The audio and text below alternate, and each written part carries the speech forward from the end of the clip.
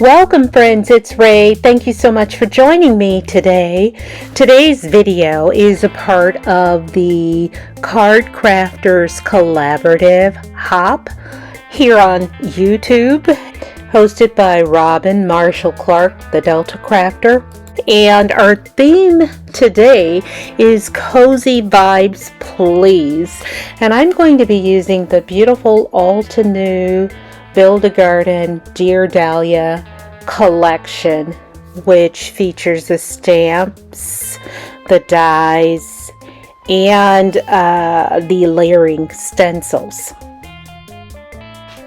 I placed the large dahlia stamp in my MISTI along with some white cardstock, and am using Hero Arts Intense black ink, and I will stamp this 4 times to get a really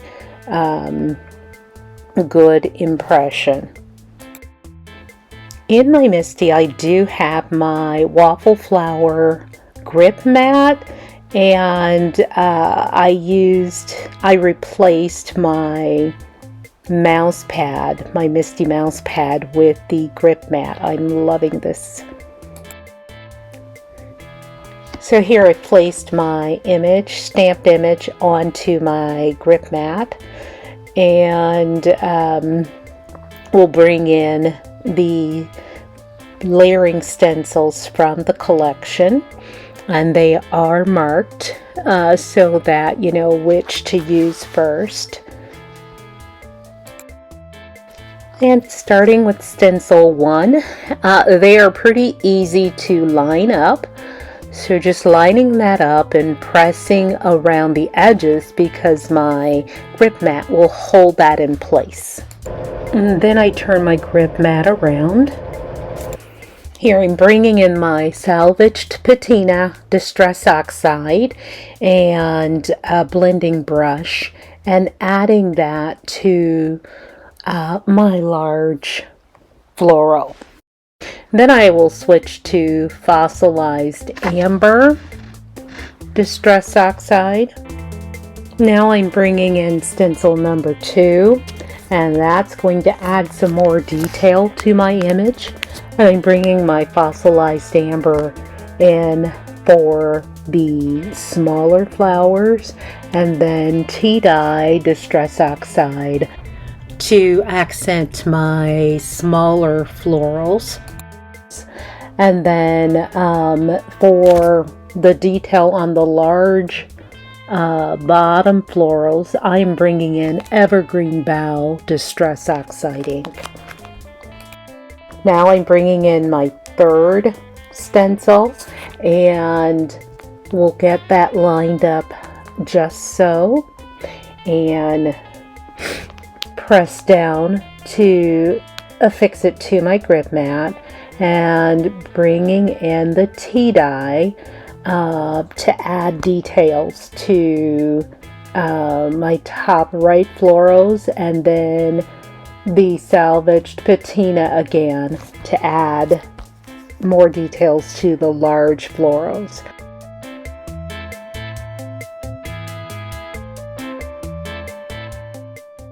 Then I'm coming in with my final 4th stencil, and there are 4 sections to this. So I'm lining up the first section and bringing in the antique linen, and then some vintage photo. I want to darken my leaves a bit there. Now I'm rotating the stencil to the large leaf underneath the large florals, and then oops, here's where I got a little ink outside of the line because I didn't use my stencil, but I will clean that up just a hair in a bit. And so now bringing in or rotating my stencil to add more detail. And so then I will bring in my a little bit more vintage photo here. Here I'm spraying just some water on my mat and bringing that onto my design to try and clean up a little bit of that brown that I got when I decided not to use the stencil. And so just tapping on that or blotting that with my paper towel after I apply a little water.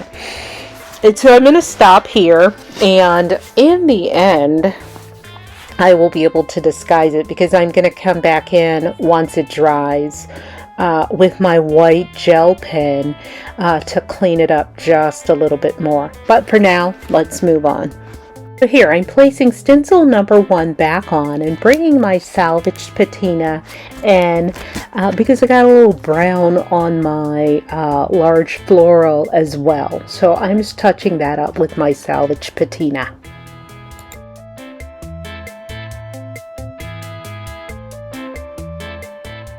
I'm affixing the die using some low-tack tape. And then I'm going to run that through my die cutting machine. I am loving these non-traditional colors. I really wanted a blue like the salvaged patina, but I did want to mix it with traditional autumn colors. So loving this look. Next I'm placing the cutout image back into the negative cardstock and then aligning stencil number 1 and bringing in my Hero Arts glitter paste, applying this with my palette knife and just making sure to smooth this over the entire surface of my stencil and image. And you don't need a ton of it because you just want the shine. So I am evening that up with my palette knife and putting it back into the jar because my color was dry. If it weren't dry, I wouldn't put it back in.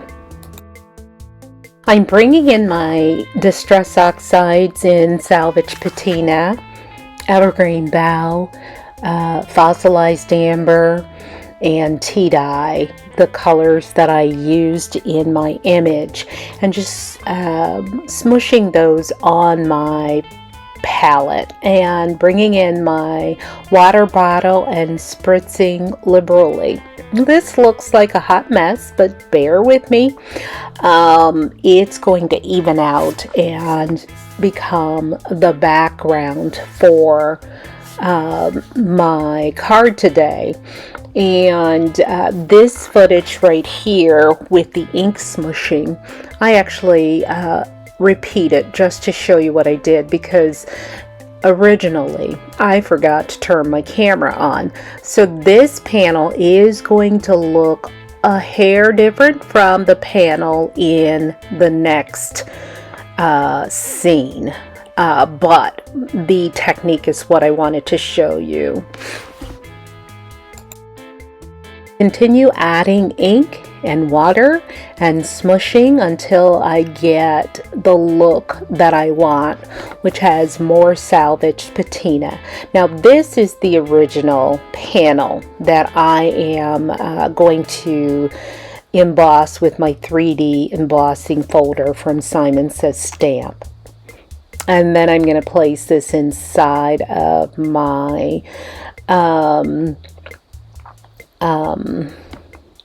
splatter box and add some Distress Spray Tarnished Brass to give it a little more texture and a little more definition. Then I'm using my paper towel to blot off the excess. I did let that dry for several hours. It usually takes about an hour. This glitter paste actually dries very fast. But I did cut out 2 blanks of my image and out of 120-pound cardstock. Glued those together and now am gluing the main image on top. Here I've trimmed my background panel down to 3.5 by 5.5, and I am making an A7 5x7 card today, and have cut a panel of Gina K Designs Honey Mustard to 4 by 6, and I will affix my focal panel to it using some liquid glue. So here I wanted to break up the background, or I should say the space between my focal image and my background panel, just a little bit more. So I'm bringing in a scrap of that honey mustard cardstock, placing that behind my focal image and affixing it with liquid glue, and then we'll go ahead and affix this entire focal image to my background.